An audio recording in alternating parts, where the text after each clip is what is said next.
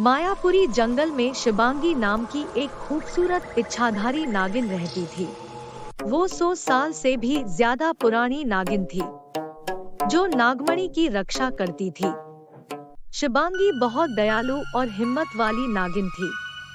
एक दिन मायापुरी जंगल में एक आदमी आया और चुपके से पेड़ के नीचे 2 छोटे से बच्चों को छोड़कर चला गया। वो बच्चे बहुत ही जोर जोर से रोने लगे। तभी बच्चों की रोने की आवाज शिबांगी की कानों में पड़ी। इतने घने जंगल में किसके बच्चे रो रहे हैं? जाकर देखना पड़ेगा। आवाज की पीछा करते करते शिबांगी उस बच्चों तक पहुंची और देखा बच्चे बिल्कुल अकेले थे।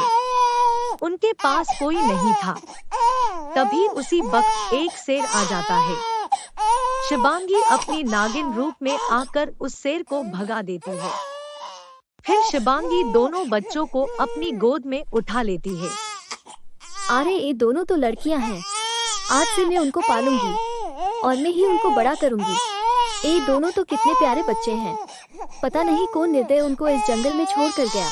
शिबांगी ने उन दोनों को अपने घर ले गई और अपनी जादुई शक्ति से उन दोनों के लिए दूध की बोतल का इंतजाम किया।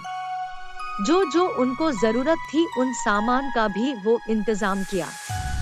बहुत प्यार से दोनों बच्चों का देखभाल करने लगी और दोनों बच्चों का बहुत प्यारा सा नाम रखा, नैना और सुनैना। दोनों बच्चे देखते ही देखते बड़े होने लगे। नैना गोरी थी और सुनैना थोड़ी सी साबनी थी। फिर भी शिबांगी दोनों बच्चों को भेदभाव नहीं करती थी और दोनों से बहुत प्यार करती थी। नैना और सुनैना को पता नहीं था कि उनकी मां नागिन थी। शिबांगी ने अपनी बच्चों को कभी पता लगने नहीं दिया। हर वक्त शिबांगी नैना और सुनैना का ख्याल रखती थी। हर वक्त जंगल की बुरी जानवरों से उनकी हिफाजत करती थी। देखते ही देखते नैना और सुनैना 18 साल की हो गए। शिबांगी को हर दिन रात को नागमणि की पूजा करने के लिए नागिन रूप में आना पड़ता था। इसीलिए वो नैना और सुनैना को सुलाकर रात को जंगल की ओर जाती थी। एक दिन शिबांगी नैना और सुनैना को सुलाकर जंगल की ओर चल पड़ती है। तभी उन दोनों ने नींद से जाग गए। ए माँ, हर दिन रात को हमें सुलाकर कहाँ जाते हैं? चलो नैना, देखते हैं। नहीं नहीं, माँ डांटेंगे। नहीं, कुछ नहीं होगा। चलो उनके पीछे जाते हैं। फिर वो दोनों शिबांगी की पीछे पीछे जंगल की ओर चल पड़ते हैं। शिबांगी नागमणि की पूजा करने के लिए नागिन रूप में आती है। वो दोनों शिबांगी की नागिन रूप देखकर हैरान हो जाते हैं। नागिन शिबांगी पीछे मुड़कर देखती है तो उसकी दोनों बेटी नैना और सुनैना खड़े होते हैं। वो बहुत ही ज्यादा दुखी हो जाती है। वो अपनी इंसानी रूप में आ जाती है। नैना और सुनैना शिबांगी की ऊपर गुस्सा हो जाते हैं और कहते हैं, आपने हम दोनों को धोखा दिया है। आप हमारे माँ नहीं हो सकते। आप तो नागिन है। एक नागिन हमारे माँ कैसे हो सकता है? नहीं नहीं, आप हमारे माँ नहीं हो। हम आपके साथ नहीं रहेंगे। हम कहीं और रह लेंगे।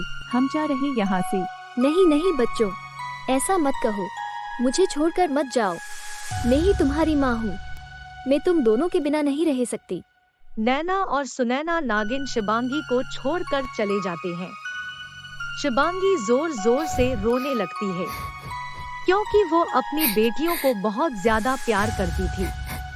नैना और सुनैना चलते चलते एक गांव में पहुंच गए। सुनैना, हम क्या करेंगे? हम अपना गुजारा कैसे करेंगे? दूसरों के घर काम करेंगे और हमारा गुजारा करेंगे, पर हम उस नागिन माँ के पास नहीं जाएंगे। वो दोनों एक घर के पास जाते हैं और काम के लिए पूछते हैं। वो नैना और सुनैना को घर का सारा काम करवाती है। वो दोनों चुपचाप सारा काम करते हैं। जब पैसे देने की बारी आई तब उस औरत ने उन दोनों को गाली देकर उसके घर से निकाल दिया। वो दोनों निराश होकर किसी और की घर में काम करने के लिए गए। उस औरत ने भी घर का सारा काम नैना और सुनैना से करवाती है। जब उनको भूख लगी तो उस औरत ने उन दोनों को बासी साड़ा हुआ खाना खाने को दिया। ये देखकर दोनों रो पड़े और अपनी माँ को याद करने लगे। वो जैसी भी थी हमारी माँ थी, हमारी कितनी अच्छी तरह से ख्याल रखती थी। हम दोनों ने उनके साथ बहुत बुरा किया, चलो उनके पास चलते हैं। हाँ नैना, तुम ठीक बोल रही हो, चलो माँ के पास जाकर उनसे माफी मांगते हैं। नैना और सुनैना दौड़ते दौड़ते अपने घर पहुंच गए।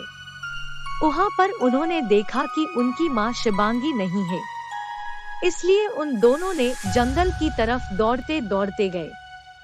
तभी उन दोनों ने एक साधु बाबा को देखा। साधु बाबा शिवांगी को बहुत अच्छी तरह जानते थे। वो नैना और सुनैना को भी जानते थे। साधु बाबा ने उन दोनों को सारी बात बताई कि कैसे शिवांगी ने उन दोनों को पाला। वो उन दोनों की मां नहीं थी, फिर भी वो उनकी बहुत अच्छी तरह से ख्याल रखी।